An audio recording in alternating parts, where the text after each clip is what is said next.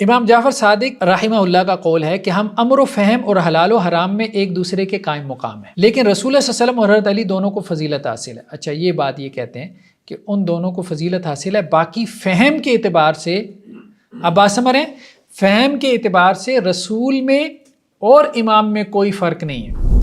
حلال و حرام، تحلیل اور تحریم کے اعتبار سے رسول میں اور امام میں کوئی فرق نہیں ہے۔ جس طرح رسول کے پاس اتھارٹی ہے کسی چیز کو حلال قرار دے یا حرام قرار دے تو وہ حلال اور حرام اللہ کی طرف سے ہے، اسی طرح سے امام کسی کو حلال اور حرام قرار دے تو وہ حلال و حرام اللہ کی طرف سے ہے۔